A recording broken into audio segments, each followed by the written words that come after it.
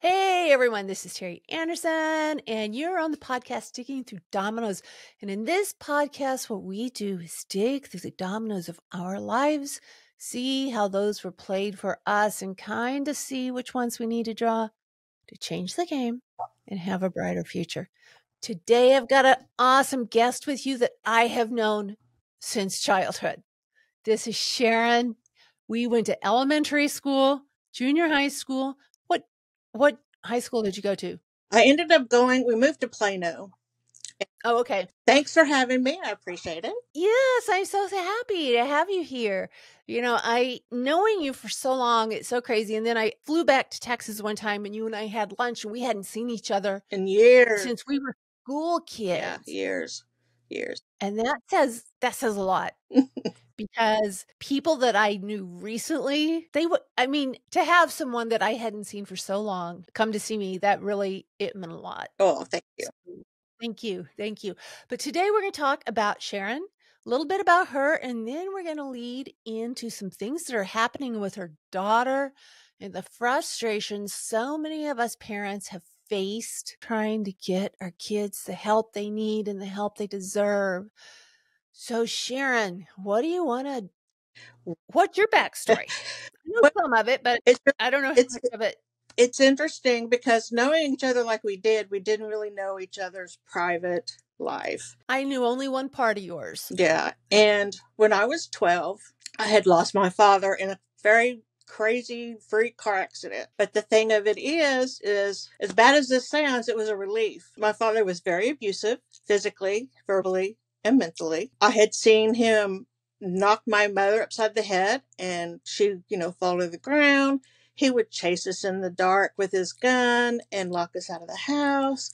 I spent many a night either sleeping in the car in some bizarre parking lot, or we'd go to the drive-in movie. I'd usually fall asleep because I was 12, what do you do? This was happening for a long time, and that's just how I grew up. Let me ask you something that you kind of brought to mind. Was that your normal? Did you think other kids had different lives?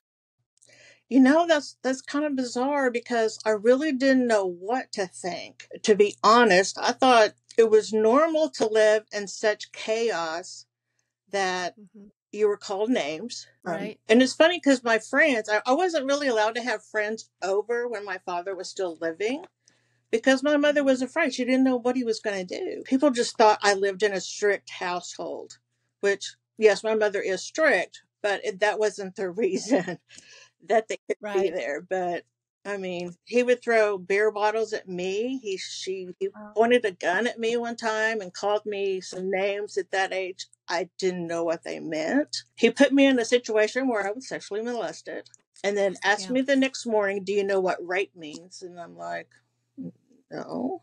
Why would I know that, And just bizarre stuff like that, it's sad. So I kind of thought everybody's family was chaotic like mine for the most part. That's kind of what mine was chaotic. I didn't know yours was. The only thing that I knew is when and how your dad died. Mm-hmm. And I can remember your face when you're telling me that. But in my household, drinking alcohol all day long was normal. Mm-hmm. Locking your kids out was normal. Verbal abuse was normal. Our parents would probably have, if it was today, they wouldn't have us, but that was a different time. Mm-hmm. And I understand that, but some of it is so much, it's this generational thing. Mm-hmm. And it's chaos and it changes your brain. Mm-hmm. Well, yeah, what you think is you're not worthy. Yes, you do. You think and then you go for things that aren't good enough for you because if there's someone that is good enough or better, that they're going to find out you're not worthy. Mm-hmm. Yeah. Did you deal with that? I think you did.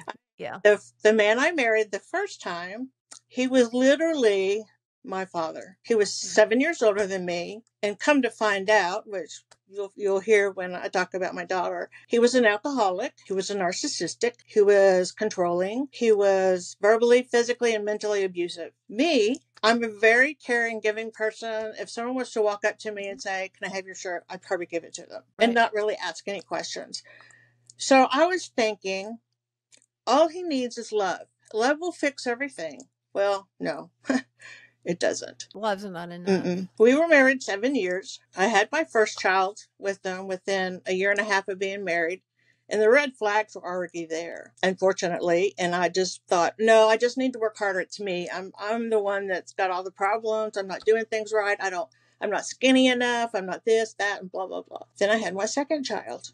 And I can remember him telling me, I'll pay you $10,000 if you will take that thing you are carrying and leave Sam, which was my firstborn. And I looked at him, I said, there is no amount of money you can give me to do that. It's not happening. So in our fights, because they were physical, and I was pregnant with Michelle, which is my daughter's name. I was probably about 27 weeks along. He pushed me downstairs. Within a few days, I started having some discharge leaks, the whole thing. And I went into labor. My placenta was infected. They were trying to keep me from going in contractions, but my body was trying to discharge the baby. And so I had her. She died. At what term? I was 27 weeks, so I was probably, 5.5 months. Okay, my grandkids were like 24 and a half and 25 weeks. And at So that you were time, like, in 1993, yeah.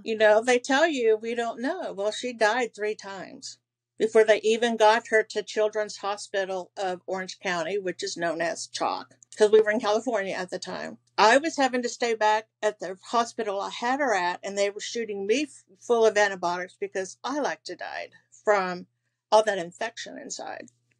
Do you have like sepsis? No, it was just because all that bad stuff in the anomic, and I can't even say it, but in the fluid, Amniotic fluid? and the fluid had already gotten into my bloodstream.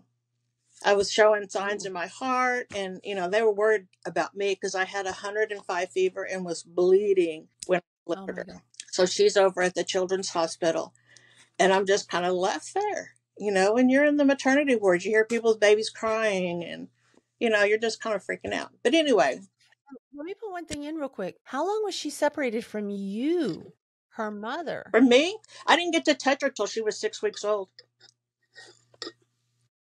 So that's a huge piece. Yeah, there's no bonding. I couldn't. That's a huge piece. Yeah. They tried to get me to breastfeed, but my body was not able to compensate for what I need. So, but nowadays they let you once they get them stable, they let you touch. They encourage it. They didn't back then. I didn't get to bond with her for 6 weeks. I had already gone back to work. I had someone watching my oldest, my son, and my then husband decided to quit his job, which he had a hard time keeping a job to begin with because, well, anyway, we'll get that clue in another minute. So I would have to go to work, and I could only see my daughter for like 15 minutes every other day. And that was on my lunchtime in that whole process. So because it would take me 20 minutes to get there, and then I could spend like 15 minutes, and it would take me, a little bit to get back to work, obviously around 20 minutes. And my boss was nice enough that she would let me kind of slide a little bit on that lunch hour. She asked me one day, can I go with you to visit your daughter? And I'm like, sure, not fine. We went. And when she realized I was only spending 15 minutes every other day, she literally just cried. And she says, how are you doing this? I'm like, I don't have a choice. I have to work. There's nothing I can do, She came home 3 months later. She was born in January. She came home in April. You start the whole process of how the state gets involved, and they want to make sure that she's getting the nutrition and all that stuff. Well, go ahead. All these outsiders, but you already have 3 months of separation where her brain is telling her she's being neglected. Her mother is not there, and it wasn't your fault. It wasn't my fault at all. Okay. So that kind of sets the stage for the rest of her life. Pretty much, yeah. And, we had a bunch of health problems. She came home on a heart monitor and oxygen. You have to go to the pediatrician like every time you turn around. And I dropped my pen just a second. Let me find it. I'm living in California, and my mom's in Texas. So that makes it difficult. Yeah, that's hard. And Moms are so important. Yeah, they really So are, helpful. and more than people realize. I Right. didn't have the help because my mother-in-law at the time pretty much told me, I'm not going to deal with this situation that's going on. I was like, okay, Apple doesn't fall from the far from the tree. tree, huh? Yeah. So needless to say, we went through a lot of medical issues, a lot of your child could actually be challenged mentally. Your Mm-hmm. child could end up with some major diseases. We don't know what's going on because at that age, their lungs aren't developed. Their Mm-hmm. their corneas are detached. I mean, there's all kinds of issues. And she had Mm-hmm. second-degree bleeding on the brain from birth. So right Ah. there, now I know that's a TBI Yeah. injury. They just said, we don't know what's going to happen. You just have to keep an eye on her and see how it goes developmentally. She was always behind, of course, walking, crawling, all this other stuff. And I thought she had caught up, but as I can look back down the road, I can see certain things that were starting to pop up. We divorce. That was a whole mess in itself, trying to divorce that narcissistic, crazy person. Because he's very manipulative, very manipulative. And we had a business. Of all things, an alcoholic doesn't need is a bar business. And that's what he had. Yeah. And so by the time I'd left, I had been tired of being pushed around and beaten on. I can't do this anymore. Yeah. Bye. Yeah. And so we divorced. I went to Texas. I thought, okay, I'm going to try to restart. I went through therapy. I took 2 years of therapy before I ever left him without him knowing. And we were going through therapy because he tried to suffocate me, one of Mm-hmm. the normals. And My normal. he basically told the therapist he grew up in a Leave It to Beaver family. And I looked at him and thought, what planet are you from? Come to find out years later, his father was abusive to his mother. So, ta-da! Yeah. Yeah. That cycle of abuse that just continues. Yeah. So, he was in California for a year, then he came here. And I was thinking, oh, he's going to try so hard to manipulate me and try to run things. And I tried really hard. It was a battle because he hated me so much because I left him. That's the narcissist He tactic. get They to hate you so much, they will smear Mhm. you from here to kingdom come. Because he didn't file for divorce. I filed for divorce, and how dare you do that? Mm-hmm. You didn't have my permission, and so sorry, I don't want you no more. He started having to have custody. We had to share custody of the kids. I knew my son was his, glory child. Oh my God, he's a boy, because in his family, boys reign. They're Mm-hmm. everything. I had to force my daughter to go. My son didn't have a problem with it. I had to force her.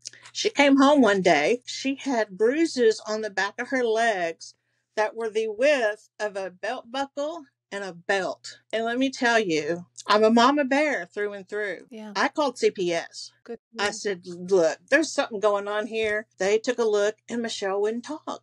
She just clammed up. I said, baby, why didn't you talk? She goes, no, no. No. So we tried all that. They sent him a letter and they just kind of slapped his hand. So time goes on. And by the time she's almost 10 is about when that happened.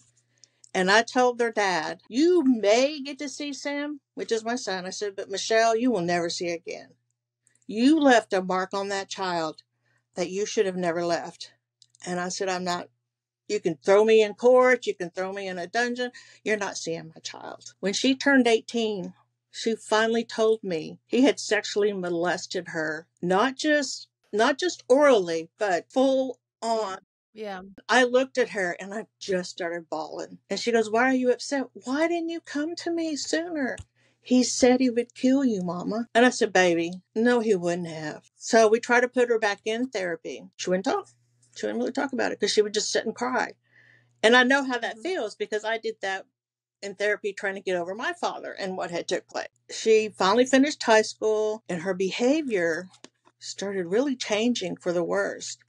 I couldn't discipline her, couldn't talk to her. She was becoming irrational. She was becoming promiscuous. Mm-hmm. I can look back now and realize that's one of the signs of being bipolar. She couldn't handle her money. Not that she had a lot to handle, but she would sneak out at night. No matter what I did, she would steal the car keys and go in the car and go somewhere. It was just not the same child that she was before she hit that certain mark. She finished high school. She went to massage school and became a massage therapist.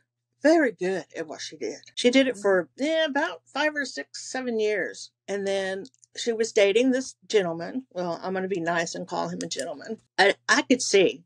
I'd never met the man, but she had showed me his picture, and I was like, mm-mm. And Michelle goes, well, why don't you like him? I just love him. I just love him. Well, he was like 12 years older than her, for one thing. And she was like 19 or 20. And I'm like, Shelley, he's too old. And then when she would tell me stuff, I'm like, Shelley, he's just a version of your father. No, he's not. I love him. I love him. I knew I just had to shut up. Because you know how children are. They're going to do what they want to do at that age. And you can't stop. Right. Needless to say, he was abusive to her. Then she got hooked up with this other gentleman. I'm trying to be nice. And he pimped her out. So, yeah.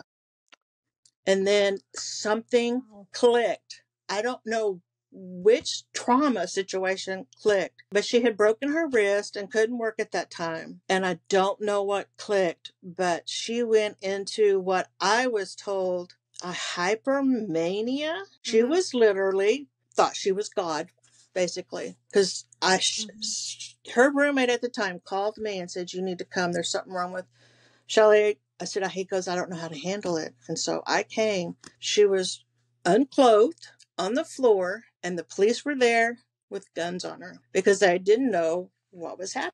Yeah. You know, and I was freaking out, and I was like, oh my God, what's going on? What's going on? Why do you have guns on my kids? You know, and the gentleman that happened to be her roommate, they worked together basically, but he said she just started acting strange and acting like she was God, you know, and started saying all kinds of bizarre stuff.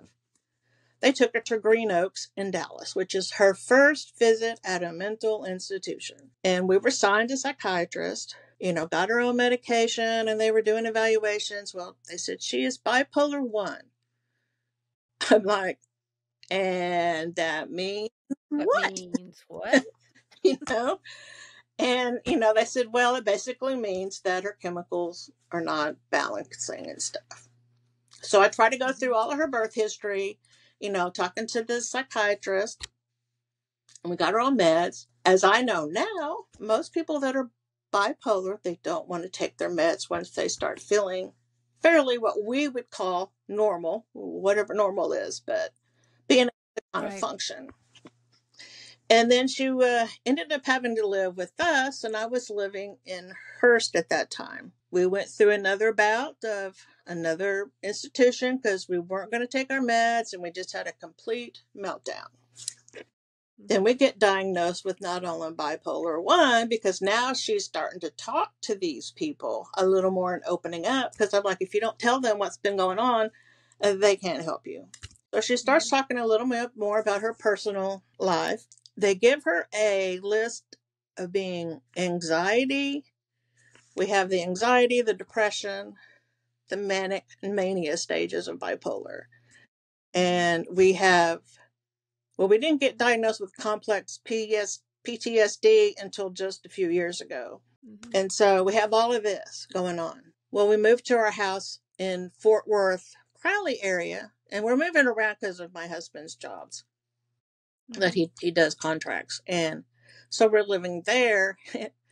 She gets another stay in the mental hospital for just wigging out. She's just wigging out. But this time, she's threatening to kill herself. So now we've added suicidal harm on top of all of this.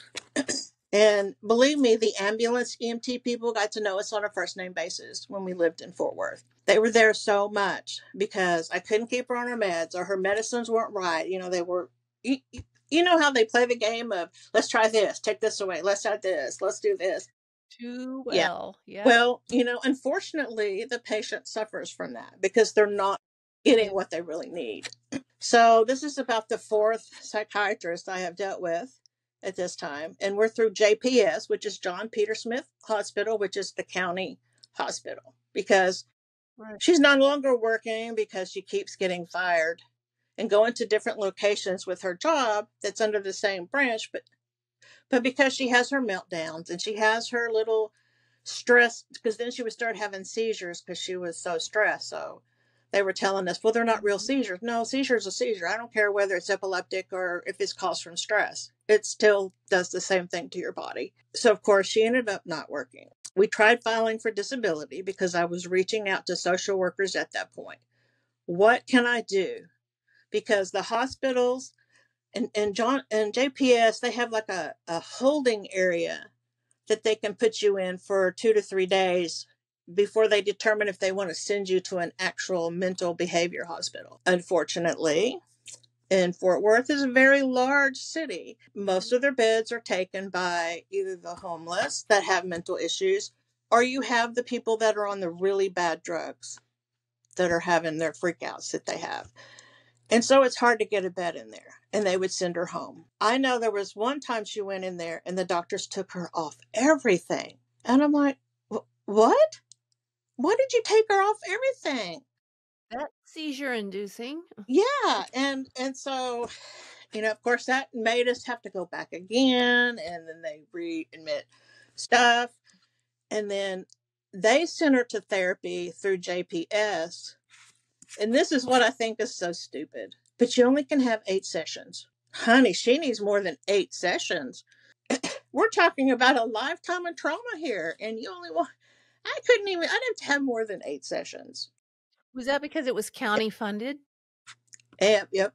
Mm-hmm. How old was she at the time? I'm going to say she was like 24, 25, somewhere in there issues. She made so much good money, Teri. It's unbelievable. She made like $42,000 a year at a young age. No actual college education, just, trade school. And that child would blow through that money. It was unbelievable. And that's another sign of the bipolar stuff. They can't handle their money. Mm-hmm. And I would try to help her. And oh God, that was another huge fight. And now we're here in beautiful Detroit, Texas. They have no mental health at all. The county that we have to go to is in Clarksville. They don't even have a hospital at all. So we have to go to Paris. Now she's on Red River County Home Core Health Insurance, which is nothing, really. Right. Piece of paper. Yeah.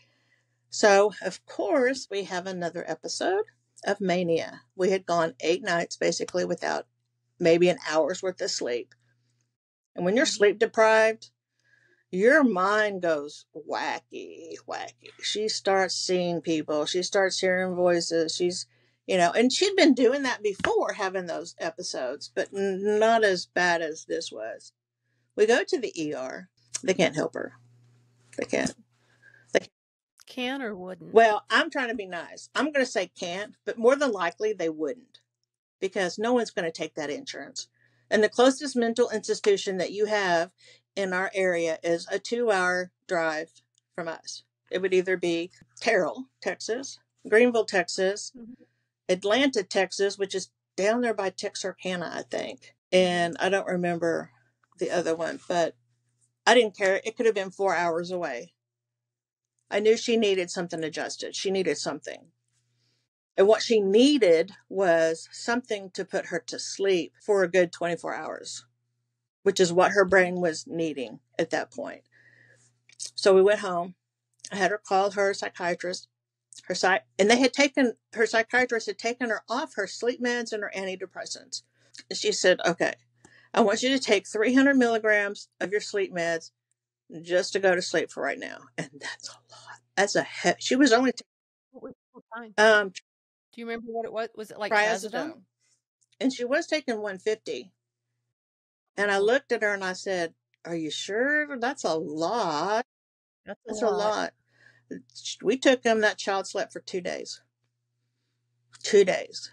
And trazodone doesn't really put you in a natural sleep state. No, it's not a restful sleep. But it was enough to pull her out of that mania that she needed to kind of stabilize. Break that cycle. Yeah. And then, of course, pull the plug. Yeah. Then, of course, she had an appointment with her psychiatrist, and they had to talk about it. And they've put her on something totally different. She can't do sleep meds. She can't do antidepressants right now. They did tack on. Unfortunately, she now has bipolar schizophrenia, along with child regression, It's almost like she has split personalities sometimes, because you can see her when she changes in those phases. Disassociation. And I can tell, if depends on what's going on at the house, on who it flips to, you know, which personality I want to call it, even though I know she doesn't have split personalities, but this, It's just a yeah, disassociation, and yeah, you're avoiding part of yourself mm, because it's too yes. traumatized. And she'll either go into the 8-year-old, which is when her trauma started, that she can recognize, or she'll turn into the thug, which is the Barney behavior, like I can just kick your butt, blah, blah, blah. And she gets vulgar and she gets abusive verbally. And then I think it's just Michelle, but I'm not really sure. She's just kind of calm, and you can reason with her. She's got some logic. You ask her to do something and she does it, or there's no problems. How old is she now? She's 30. She just turned 30 in January. And these are what you're dealing with currently. Yes.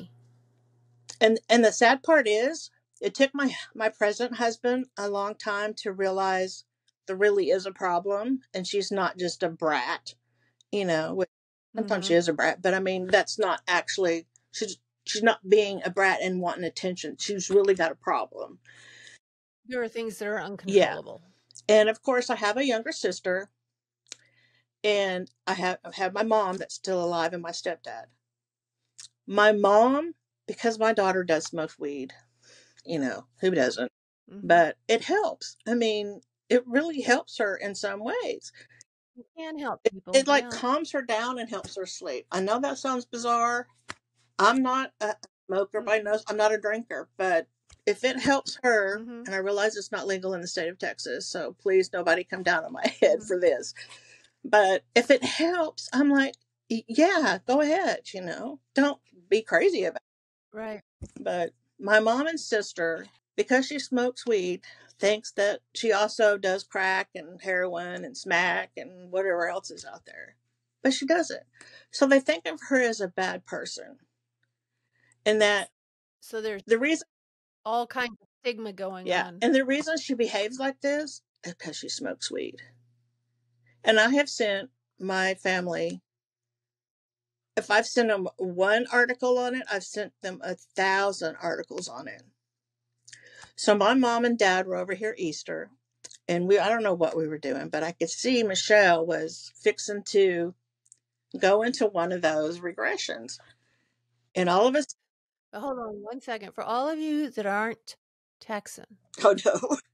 Sharon, fixing to is one of my favorite words, and it's translates to is about to. But we use fixing to. Fixing to. Texas grammar's coming out. So I love looked at my daughter and I thought, oh no, here we go. My mom's going to actually get to witness what I tell her about. Sure enough, she went into the 8-year-old and she says, Mom, I'm hearing these voices and they're telling me to hurt myself. And I said, well, Shaw, why don't you just go lay down? You play some nice soft jazz music, or play Morgan Wallen. She likes to listen to him. And I said, and go lay down and take a nap. She says, okay. So she took her dog, Lassie, and she went in the bedroom, shut the door. My mother looks at me and goes, well, what just happened? So I tried to explain to her, and she goes, well, how often does this happen? More often than I care to deal with sometimes. I said, a lot. I deal with this a lot. And you're just seeing a small piece. Tip of the iceberg. Of what I deal with on a regular basis. And I said, and it's not easy. She has detachment issues. I can't go to the bathroom and the child's looking for me. I go to work. I go anywhere, and if she's not with me, she's either texting or calling every 5 minutes. Where are you at when you're coming home? Right. Oh, yeah, it's crazy. But it's hard, because I'm to the point of, when we lived in Fort Worth, I tried writing all of the House reps, the state reps, anybody I could think of. No response.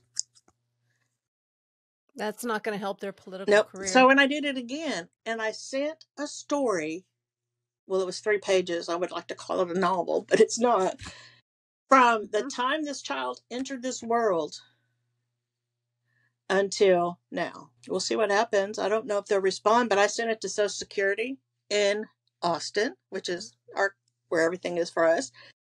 That's where I sent yeah. it to all of our state and house reps in this area and in DC. I think if I could send it to the president, I would. Not that he would read it, but if it comes to it, why not?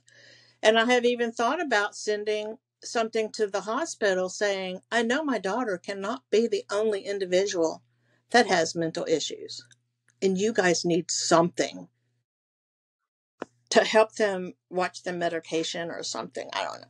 Do you think with Shelley's, the severity of what she's going through right now, do you think, not permanently, but a period of time of involuntary commitment to help her get stable with the right doctor would help her any, or do you think it would be detrimental? I'm not sure. She has opened up. The last person we had at the MHMR in Fort Worth, she actually, that psychiatrist, oh, she was wonderful. She was wonderful. She did help Michelle get through some of her issues. And yet she's not even a therapist, but she would take the time to listen to her, help her work through stuff, what she needs to maybe try to cope, her coping mechanisms and stuff like that. She helped a bunch for Michelle to get through some of the father issues, which was needed. I personally think that, they only hold them for 10 days, which to me, holding you for 10 days and having a group therapy session isn't going to make a difference anywhere. No. As much as I would hate to say this, and I know it will never happen unless she gets some form of disability where she has that Medicare, Medicaid insurance. Could I actually have her go somewhere for like a 30-day stint where they focus therapy? And I'm talking like cognitive type behavioral therapy that's has to do with all the trauma, not so much what she was born with through genetics, but the trauma. Right. The trauma. And that's basically what I even said in the letters that I sent. Does she need financial help? Yes. But what she really needs is that insurance. That's what she. Right. Right. The magic word, insurance. Yeah. And unfortunately, I did not fall from a tree that had lots of money in it. So, I'm just like average middle class American. I don't have a huge bank account or deep pockets, but I have a child that really needs some assistance. I guess you could call her a child. She's really an adult, but to me, she's still my child. Yeah. Your kids are always going to be your kids. And Joshua is my baby boy. He's always going to be my baby boy. Cognitively, he was 13 years old. So has Social Security denied her? Honey, yes. They've denied her. And we even did go to the attorney. And when he found out she was smoking weed, he wouldn't deal with us anymore because weed's not legal. And I said, well, a lot of things aren't legal that people do. That doesn't mean she doesn't deserve the help. It's self-medication. Yeah. It's no different than some guy drinking booze or somebody. Well, I don't even know how they use that other stuff. But anyway, it's not any different. It's not any different than me comforting myself with eating. I stress eat. It's no, I mean, that's her thing. I don't know. We've been denied. We've appealed. We've been denied. And so when we moved here, she was talking to somebody. She gets on these chat lines. But anyway, he led us to an organization that could help her. And it looks like, because we got a letter just the other day she's using Quick Aid. And they said it looks like from Social Security standpoint, she has a severe mental issues enough to qualify her. But they're looking at the physical, and I'm like, physically, she's fine for the most part. She's got other issues. Which doesn't really help if mentally you can't do It's not like tasks. she was born with a brain trauma. Does that count? But it's not like she was born deformed or missing parts or. anything like that. So I don't understand why that would make a difference, but we're waiting on that decision. It's like it's like you have to be established and born in to Highland Park, Dallas Hmm. before anyone will take you seriously.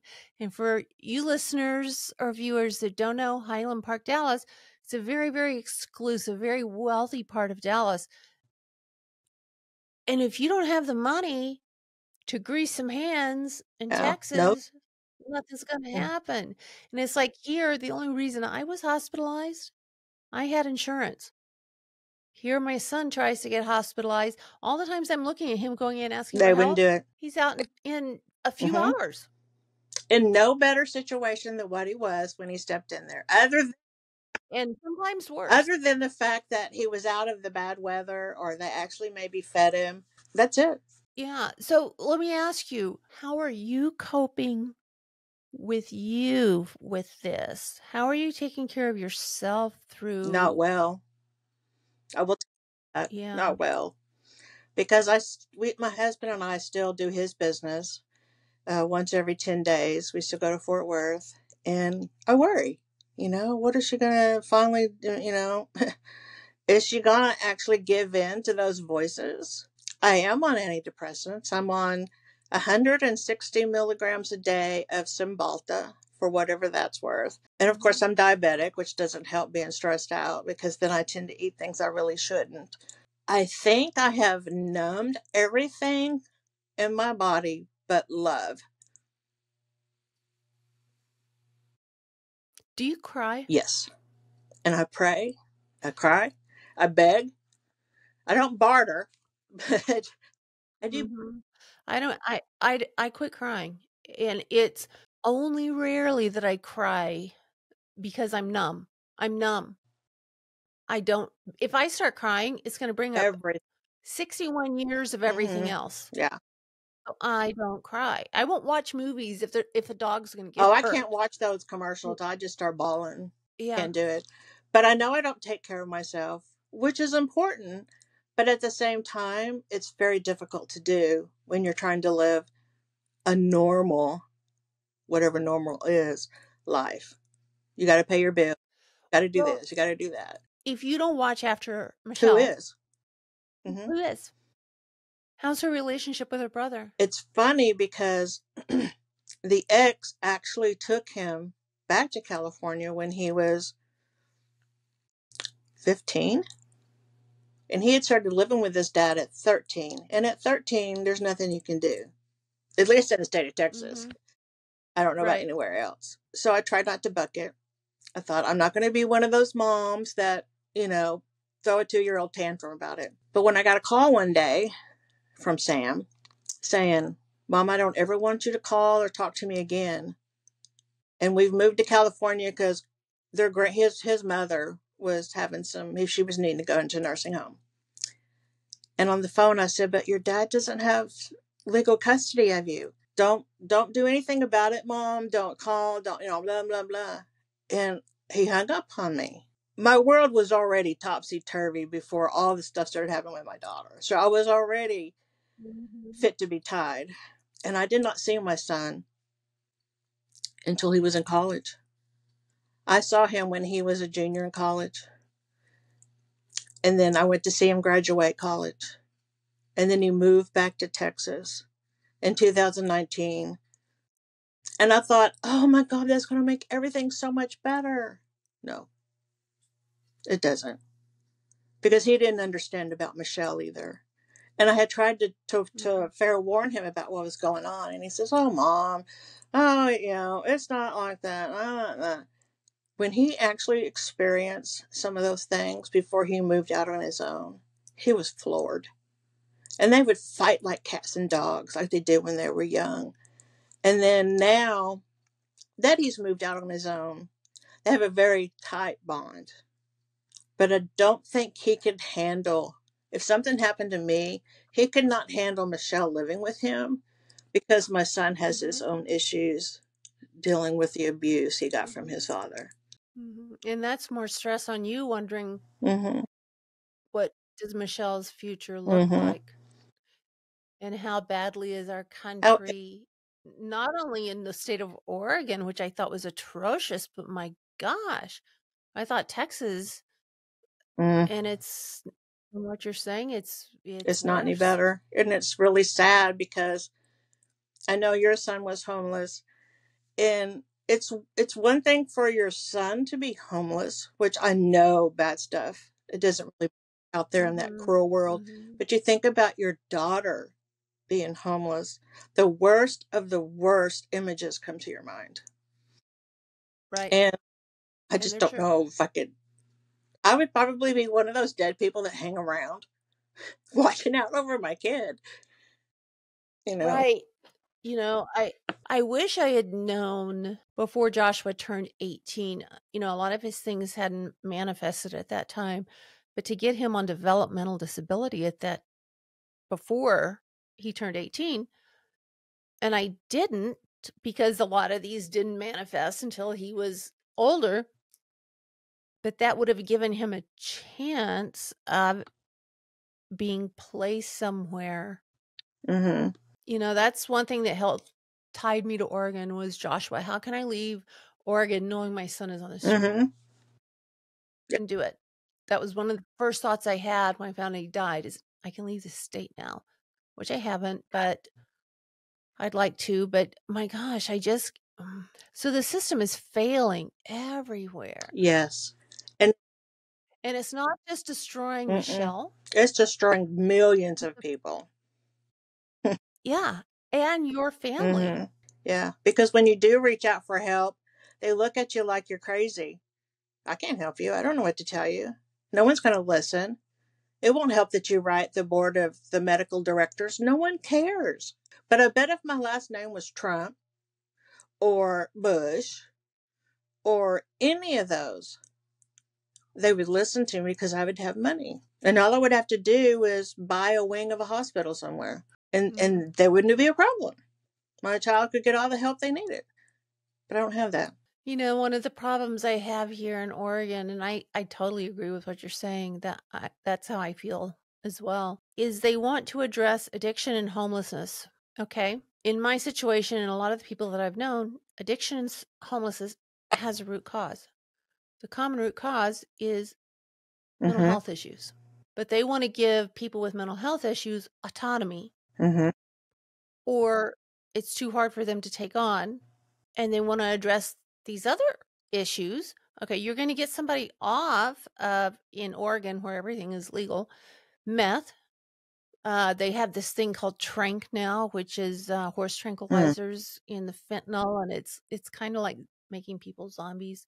It's horrible. It's absolutely horrible. These people are self-medicating. And another thing, they just made Narcan, which is like an opiate overdose. Medication where they stab you. Yes. It's over the counter. So my thought is, okay, so all the drug dealers are going to be buying that. They're going to have it.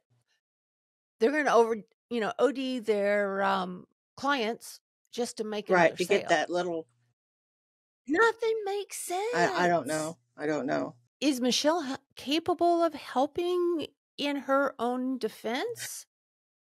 I mean, and I guess in advocating for I'm not herself? really sure because she bounces around so much in her personalities. I don't know. I mean, I have been trying, and I did join the advocate group of NAMI, which is, I wrote this down, the National Alliance on Mental Health. And I think their main Mm-hmm. location is DC. Uh, but I'm trying to get Mm-hmm. into a chapter that's closer here. I don't know what I'd have to do. I mean, I don't know if you march on the steps of DC, like that they would listen, or I mean, you got to make a stink somewhere because the greasy wheel gets the grease. You know, at some point, Yeah, I just go back to why? Why? Do you have to put her in a full freaking body cast to say, "Hey, my kid's got a problem?" I don't know. And I don't know. I I have been so scared, so and what? I have beat my head up against the wall. And I do remember telling this attorney that we had, I said, "I tell you what, sir, you let her stay with you for a full 30 days, and then come back and tell me she cannot get approved for any kind of assistance." And he looked at me and laughed. I said, this ain't funny. You see all this gray hair? It's not because I'm 60. It's because I've lived through hell and back. And when I leave my daughter at home alone, I have to do a mental inventory of, what is it that I've left in the house that she could possibly do damage to herself with? I mean, this is a child that has taken a razor that you shave your legs with and has torn it apart and tried to cut her veins open. She's OD'd on her medication twice and had to go and have her stomach pumped. And people don't think it's serious. That shows me this is a kid that is in very torment. Miserable. Very. And she tells me that all the time. I'm a miserable mother. I just want to die. I don't want to live here anymore. And what do you say to your child? I don't want you. The government's not going to. You have no hope to offer her except you love her. You have no hope because you can't get what you need to help her. And as a mom, we're supposed to be the ones that do this. And I think this is the worst part of parenting. When you have a child that's mentally ill, you come against bureaucrats and career politicians and people that you think might help. And then they turn around and you realize, oh, they're ladder climbing. They don't care about They don't us. care. They don't care. And the only thing that I tell my daughter is, but who's going to take care of me when I'm old? I need you here. I need you to help me when I get where I can't take care of myself. That's the only thing I know to say. And that I love you. To keep her, keep her here. Yeah. And see, and then I have the guilt of I couldn't protect my daughter when she needed me the most. I couldn't protect her. So I carry. Right. And yes, I've been through therapy on that too, but you still have that little piece of you that goes, my God, if I'd have known, I'd have been in jail because I would have solved that problem. Right. But, and even a therapist said it wasn't your fault. And I said, you may think that, but I tell that to the 25-year-old. I wasn't there to protect her. I couldn't do my job, and that's what I was supposed to do. And I couldn't protect her when she was inside of me because her dad pushed me down the stairs. It's so strange that you say that because when I was pregnant with my first daughter, that happened to me. I was kicked in the stomach. I was kicked in the head. He tried to pimp me out. He would send me to, we lived in Reno, so he would send me to the pepper mill. Don't come home without money. I sat there and drank Coke because I wasn't going to do anything else. Go home knowing full well what was going to happen to me. Didn't know I was pregnant. When I found out I was pregnant, I left, which is really pretty sad if you think about it in a way. I wasn't worth enough to be out of that situation. But I made sure my daughter was worth enough to get out of it. Yeah. I look back on so many things. And I've even had a conversation with my mom. Why didn't you put me in therapy after Dad died? Because, it took me 6 years of grieving to move past that with everything that took place. And it was like, why did you leave? I understand because I had a hard time leaving too because it was money. I didn't have access to our money. So yeah, I get it. I so clearly remember you telling me very casually what happened to your dad. Yeah. I didn't know what to say. Well, no, most people at that age don't because they've not. What's a 12-year-old supposed to say? I mean, it's like, oh my gosh. Now, being 60 years old, I would have the ability to say something to let whoever is suffering know that I care, even though I don't understand what you're going through. But at 12 years old, I mean, I still think about you telling me that. I mean, I can see your face so clearly, but I did not know what was going on behind the scenes. Yeah. How did you feel about his death? I mean, initially as a child, I mean, was your initial reaction relief or was your initial reaction, oh my God, I was very upset. I was a daddy's girl, even though he called me names and made fun of because I was pudgy. I've been pudgy all my life. Of course, they call it something else now, but he would say things to me that were hurtful, but I loved him. He was my daddy. And when he died, I was crushed. And then it was like my mom showed no emotion, and I'm sure she was just relieved. And I understand that now. I get it. But she showed no emotion. And of course, my sister was only 18 months old at the time. So, yes, we're 10 years apart.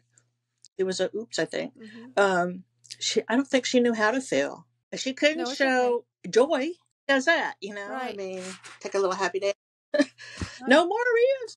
But, Aw. and then she had us. And so I'm sure she was more concerned about how to handle us once we have done the whole burial process, which Right.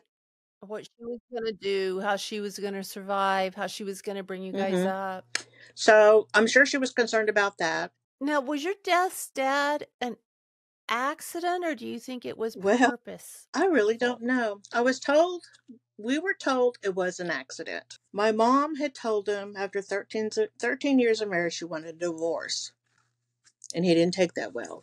He went and pulled all the money out of the bank, and I'm sure he got drunk, picked up a hitchhiker, spent the night in jail, went to his hometown, which is Marshall, Texas, which is East Texas, and he was on his way to his brother's house because he was mad about something. I don't know. When you're on 59, going from Marshall to Elishonsfield, which is a little bitty podunk town, there is a road that spins off of 59 that has houses. There's like three houses because it's all rural. He decided to go that way. And when he did, his tire hit the curb. And I'm sure he was going at, 50, 55, not slow. He had one of those Ford trucks that was two-tone, and he had put the really tall mirrors on it. That was real popular back in those days, mirrors. And when he hit that curve, the truck flipped, and he was decapitated. So part of me wonders, because he wasn't drunk when he died. He was sober. I guess they do all that weird stuff they do, the blood work. Right. They said he was sober, but they said it had to be just a freak accident. In my mind, for the longest time, I thought maybe he did commit suicide because he hated us. And that was his only way to escape. So I dealt with a lot of abandonment issues. Like kids do who have Yes. parents that And die. for the longest time, I really thought he just killed himself because it was easier to kill yourself than to go on and try to struggle through life like most of us do and try to make the best of it and try to be the best person we are. After I went through quite a bit of therapy, I realized it probably was a freak accident, if you want to call it that. But I really think that A death wish is what it but sounds I like. really think it was God's way of relieving us from that type of life. Yeah. Because I really think he Yeah. knew, because my dad would not do therapy from what my mom said.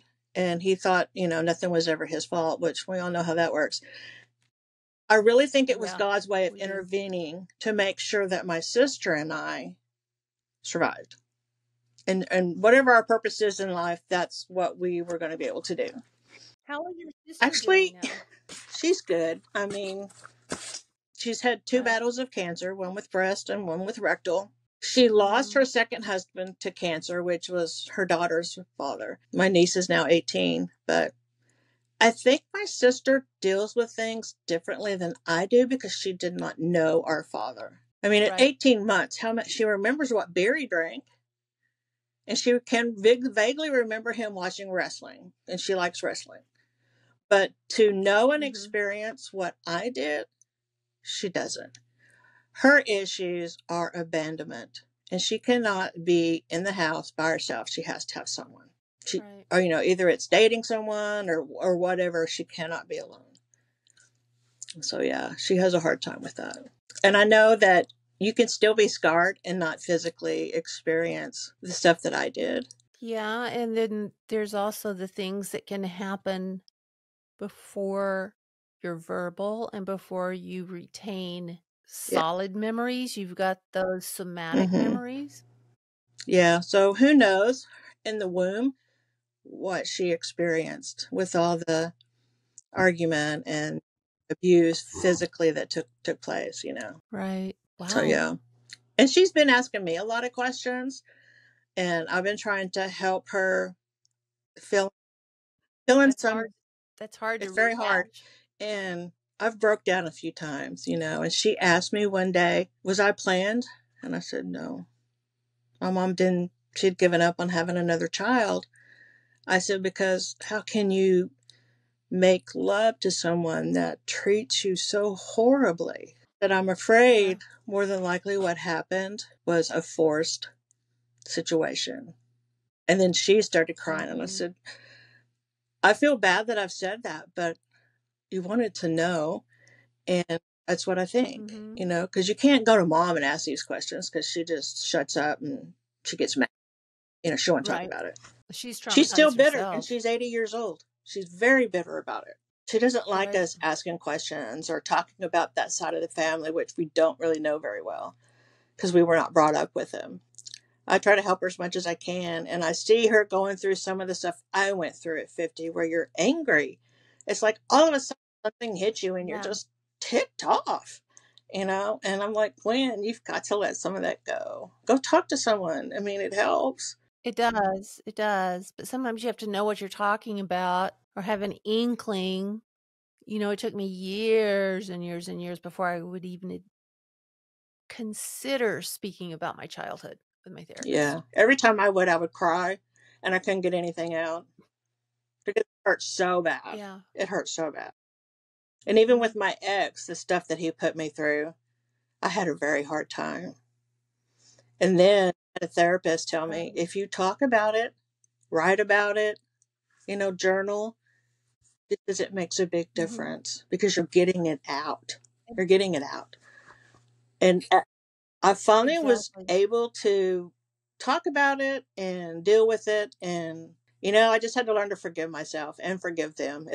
It wasn't my fault. No, it wasn't. And I tell my daughter that it's not your fault. It's not. No. And I get her to journal, and that seems to help. She does talk about it a little bit more now, which is sometimes hard for me to hear some of the stuff her father did to her, because it just angers me. I just want to go rip his head off and stomp on his face. So, but I have to let her talk. I have to let her get it out. Right. And be her safe person. Yeah. Yeah. And sometimes that's hard too. It is. It's very, very, very hard. So what's your next step with her?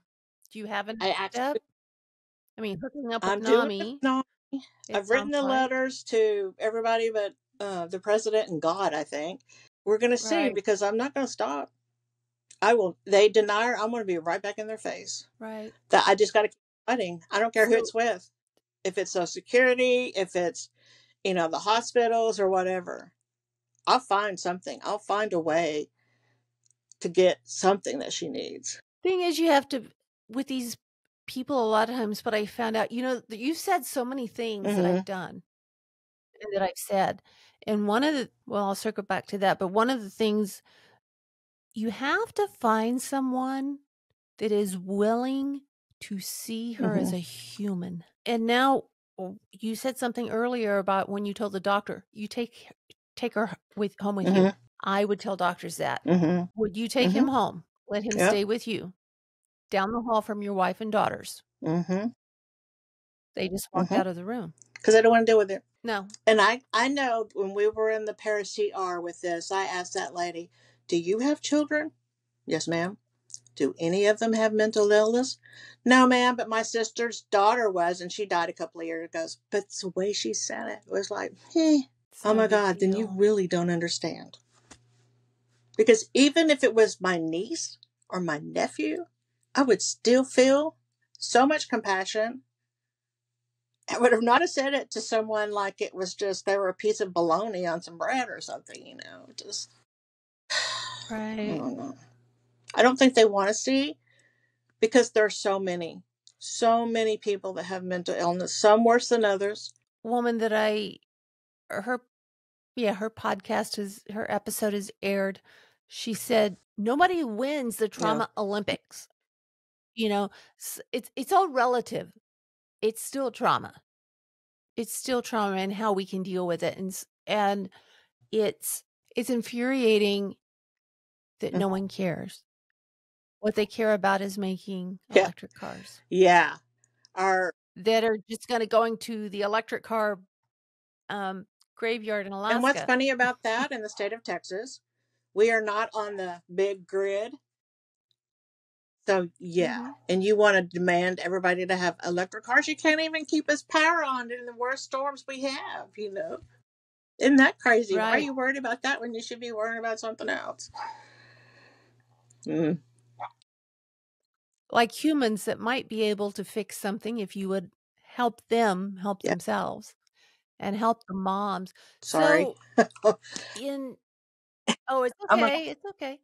In kind of a wrapping up, what is your advice to other moms dealing with what you're dealing about with? the only thing I can really say is find you a support group, which I have to say I haven't done yet. But that's why I'm trying to get in NAMI and try to find a chapter that's close enough for us to go. I think they meet like every one Tuesday, the second week of the month or something like that. And I thought, Mhm. I'm a very reserved person. I'm a loner, Mhm. and for some reason I must Mhm. think that I can just solve all the world's problems on my own, which is not a healthy way to look at things. But I really think find support Right. groups, and you need to know that you're not out there by yourself. Sometimes you feel like, am I the only one Right. going through this, and nobody just doesn't care? But no, you're not.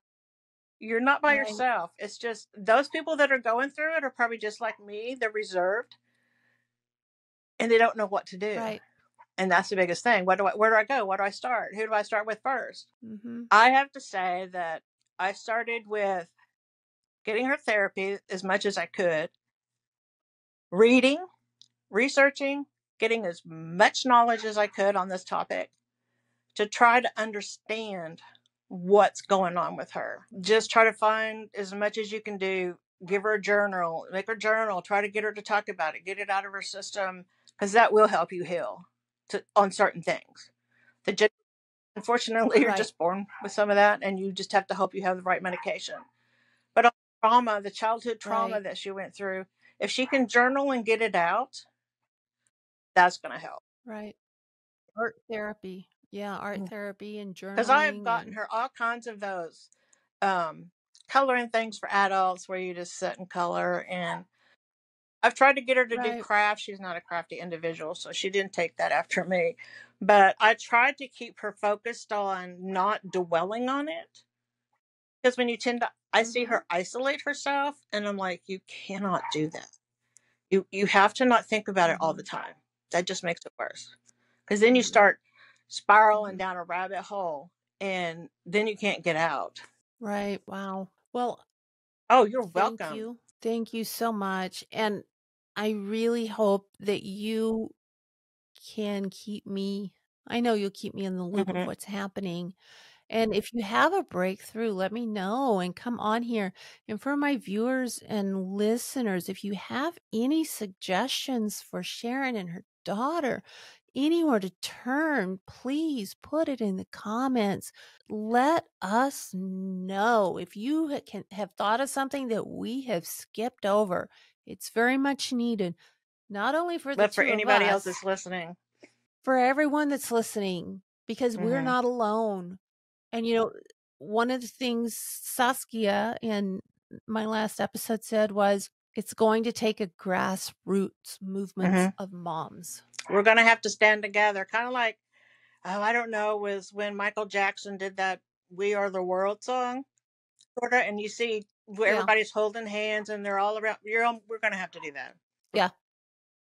We're going to have to quit the divisiveness and realize we're dealing with human Yep, beings, we're not not case numbers. files. Yep, No, we're not. yep. We're not. Well, Well, thank you so much for spending your afternoon with it me. was I a great thing. appreciate If it. I can help anybody, I am always here. I don't have a problem if someone needs guidance on what little I have experienced. I think that's where a lot of us are.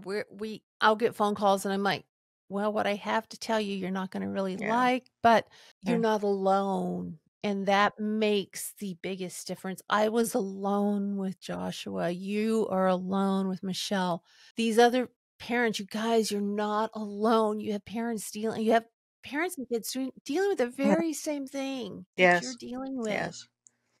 Definitely. So And if I always tell people I have big shoulders and large ears to listen with. that's right. That's right.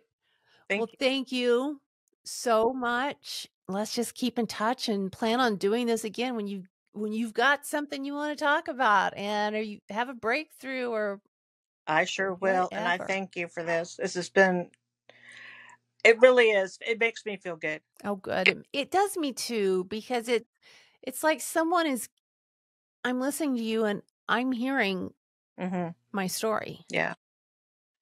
and it makes me feel bad for you, but it also makes me feel good for us because we're not alone and we're talking about it and we're not keeping Right. it hidden Definitely. anymore. It needs And to we're be just going to get exposed louder and louder. They'll have to listen to us. louder and louder and Hmm. louder and louder. Yes, Hey, if we you're can tech, both do oh, that. oh yeah, we're loud and proud. Oh, exactly, exactly. Okay, well, thank you so much, and I will All right. talk to Have a you good soon. day. Bye. You too, Sharon. Bye-bye. Thank you, everyone, and a huge thanks to my friend Sharon. There has to be an answer. I don't know what it is, but there has to be. And maybe we do. Maybe we do have to get all together and loud and make a big fuss. I mean, about something that's extremely important. Mental health, mental health illness, mental wellness, trauma, childhood trauma, adverse childhood experiences, things that were normal when I was a child, or I should say accepted when I was a child. So I want to thank you guys for hanging in there and please drop any comments, anything, any help you have for anyone that may need it. Drop it in the comments. And I want to thank you again. Once again, this is Teri Anderson digging through dominoes, and I'm signing off for this episode. You guys have a freaking wonderful week.